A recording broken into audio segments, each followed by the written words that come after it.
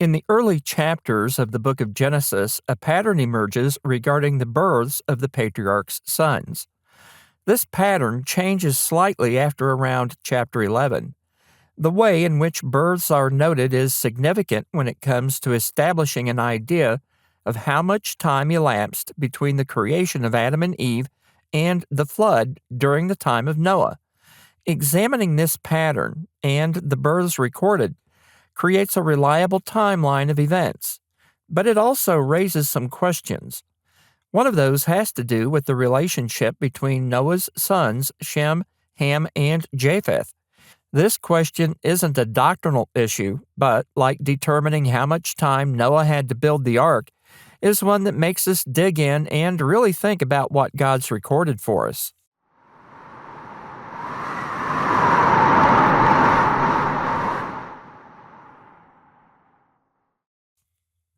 There are chapters in the Bible we have a tendency to avoid or don't look forward to reading. The opening chapters of 1 Chronicles, as well as genealogical lists in the books of Nehemiah and Ezra, are a few of these. We may fail to recognize the importance of these lists. The only genealogical lists we usually study to some degree are those in the accounts of Matthew and Luke tracing Jesus' earthly ancestors. We can understand the importance of the accounts by Ezra and Nehemiah or the Chronicles as the Jewish nation is returning from 70 years of Babylonian exile. It was critical to know who the Levites were, descendants of Aaron, familial connections for land ownership and inheritance. But as we recede into the far past in the book of Genesis, we see the lists, make a note of the table of nations and settlements after the flood, and the rise of the family of Abraham, and that's about as far as it goes. But there's a lot of information embedded in these accounts that's easily overlooked. Genesis provides the account of creation in specific and finite terms. Each day of creation is marked by the phrase, the evening and the morning, for each of the 6 days during which God made the world and physical universe. Other details, such as the geographical location of Eden, are specified with concrete markers, such as the rivers issuing from the garden. As the narrative develops, we see the first comprehensive list of patriarchs and their offspring, usually marked by the birth of probably the oldest son, who would become the family leader in each successive generation. The family trees of the patriarchs given in Genesis are specific. We can start with Adam and trace the timeline of human families with precision until we come to the time of Abraham. At that point, the births of the sons who will figure prominently in the development of God's plan are noted, but we no longer have some of the previous metrics. For instance, we are told that Adam was 130 years old when Seth was born.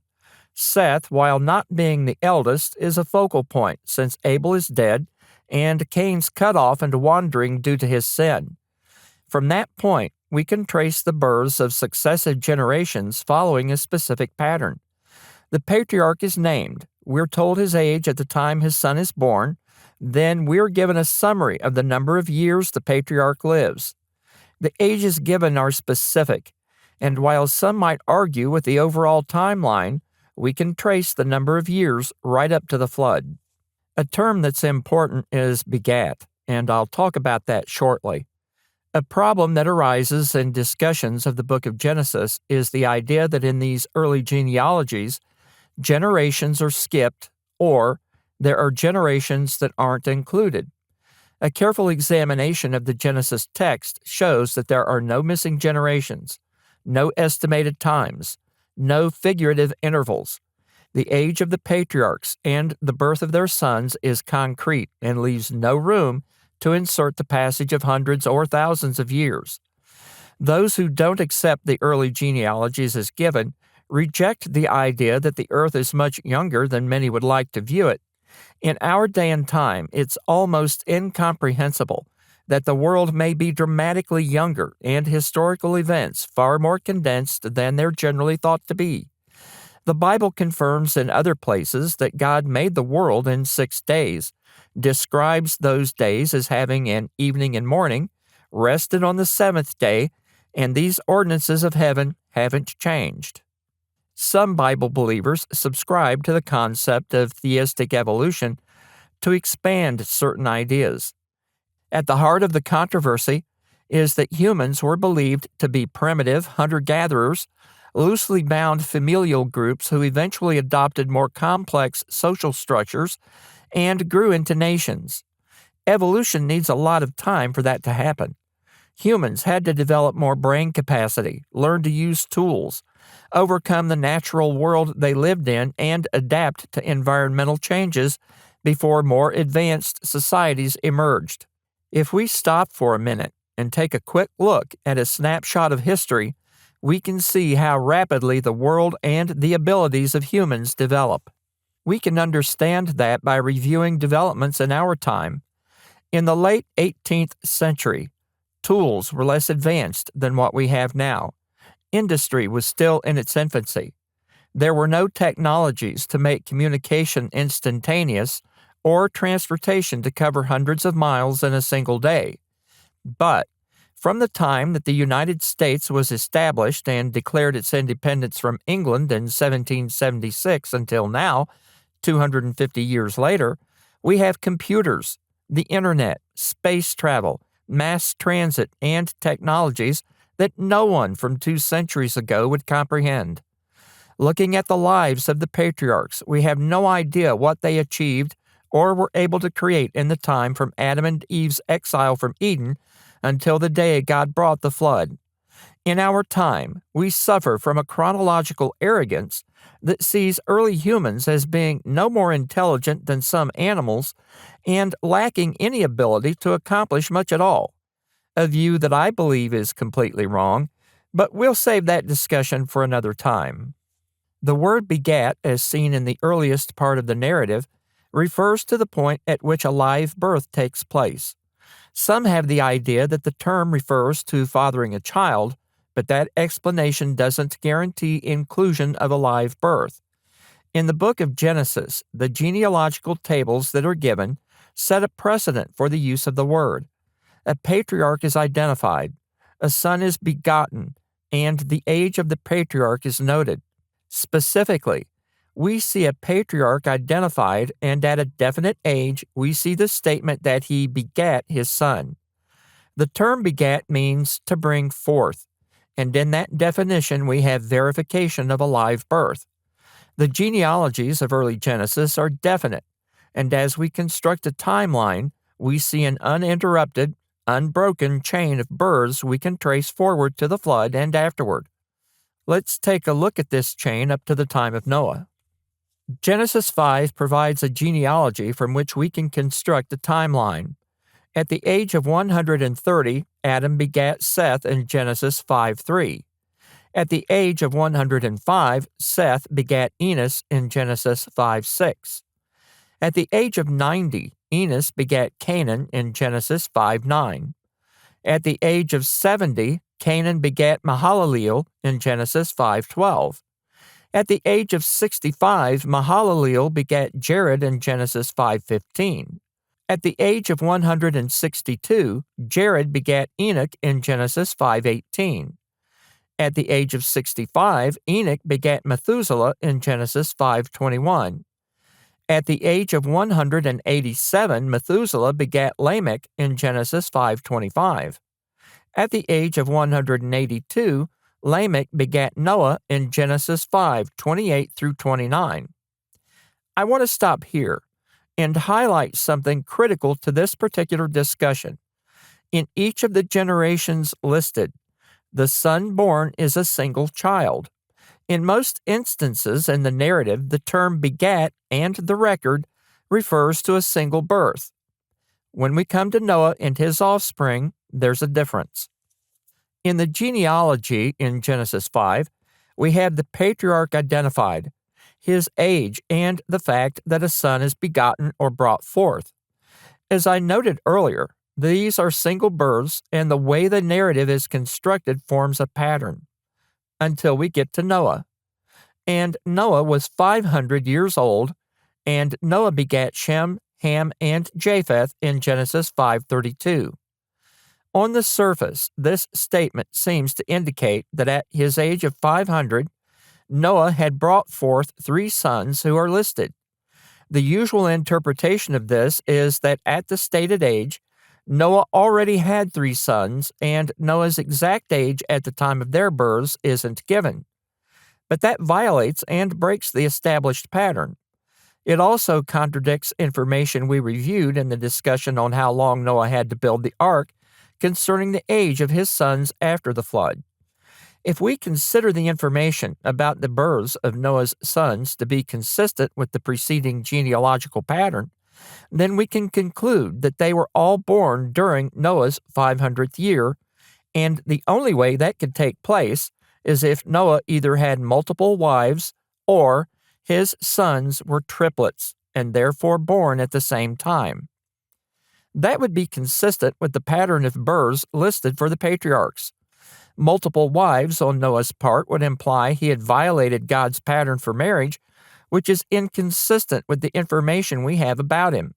The record states Noah was a just man and perfect in his generations, and Noah walked with God in Genesis 6:9. Let's rule out the possibility that the births of Noah's sons is a summary describing the patriarch's status at the age of 500. In the list of patriarchs and their sons' births, the age of the patriarch is specific and paired with the birth of a son that's identified. A phrase that accompanies the summary of the patriarchs' lives after this point is a statement of their lifespan and the fact that they begat sons and daughters. If the record of Noah's sons follows the pattern in the narrative, then all 3 sons are born in Noah's 500th year at the same time. In the Bible, there are instances of multiple births, most notably Jacob and Esau, as well as Pharez and Zerah, sons of Judah, by his daughter-in-law Tamar. Later genealogies don't follow the Genesis pattern. We can see this in Matthew 1 and verse 2, where we read that Isaac begat Jacob. The omission of Esau in this genealogy appears to have spiritual significance, as Esau, later Edom, departed from serving God, didn't inherit the promises made to Abraham, and wasn't in the direct bloodline of Jesus. Matthew's genealogy of Christ also includes both Pharez and Zerah, twin sons of Judah, obviously born at the same time in Matthew 1:3. In the early Genesis record, however, the pattern is consistent. Single births are noted as sons are born to the patriarchs until we come to the generation of Noah and his offspring. The births of Shem, Ham, and Japheth, consistent with the pattern, would have been simultaneous, and I believe there's a reason for this. The state of the world during the lifetime of Noah was different. The ground had been cursed by God, so it didn't yield its strength in Genesis 3:17. The climate was different than what we now have, and violence was reaching critical levels. A key to the significance of Noah and his 3 sons can be found in a statement Lamech makes when Noah was born. And he called his name Noah, saying, "This same shall comfort us concerning our work and toil of our hands, because of the ground which the Lord hath cursed," in Genesis 5:29. Based on the events that take place later, this statement is more than a father's wishful thinking. It's a prophetic declaration revealed by God as the Lord views the direction of humanity. The possibility of Shem, Ham, and Japheth being triplets can be seen as a manifestation of God's providence. The Lord knew what he was going to do. He knew he would preserve the world through Noah, and therefore provided the means to do that. It's noteworthy that the number 3 is a figure pointing to God and his identity that appears throughout the Scriptures. It wouldn't be out of place to draw this conclusion, since the judgment of God, the flood, and salvation of the race has a primarily spiritual aspect. God would wipe out evil, do so using an agent, water, that will later be an integral part of being saved, and preserve humanity in a drastically altered world unlike the environment prior to the cleansing. Peter makes a comparison between the 2 eras, speaking of unbelief that will arise when he states, "For this they willingly are ignorant of, that by the word of God the heavens were of old, and the earth standing out of the water and in the water, whereby the world that then was, being overflowed with water, perished. But the heavens and the earth which are now, by the same word are kept in store, reserved unto fire against the day of judgment and perdition of ungodly men, in 2 Peter 3, 5-7. Studying the Genesis record, there are significant differences that appear in the world after the flood and changes made by God. Some might also argue that there's an implied difference in ages between the brothers in the account, but we find that in other cases involving multiple births as well. Esau was the oldest of the twins when he and Jacob were born in Genesis 25, 24-26. When the twin sons of Judah were born, one of the babies, Zerah, began to emerge first. So the midwife tied a scarlet thread around his wrist, but he withdrew, and his brother Pharez was born first in Genesis 38, 27-30. In the case of Noah's sons, we usually think of Shem, Ham, and Japheth, which sounds like the birth order, but there's additional information that will help shed a little light on this. In the genealogies of the sons of Noah following the flood, Shem is referred to as the brother of Japheth the elder in Genesis 10:21. From that statement, we know that the oldest of the brothers is Japheth. There's not enough information to establish the exact birth order beyond this, but the possibility is that Shem is the youngest of the three, with Ham being the middle child and Japheth the senior sibling. The genealogy in Genesis 10 suggests this is the case as the record begins with the descendants of Japheth in Genesis 10, 1-5, Ham in Genesis 10, 6-20, and Shem in Genesis 10, 21-31. This listing, I believe, reflects the birth order of the sons of Noah as their offspring is cataloged. The Genesis account is so familiar to most of us that we have a tendency to read it through without giving a lot of thought to certain items. We read that Noah had 3 sons, and their names are Shem, Ham, and Japheth. We don't analyze the statement of Noah's age when the sons are identified. Because of that, it sounds off the wall to suggest that the sons are triplets. And rejection of this idea is usually pretty quick.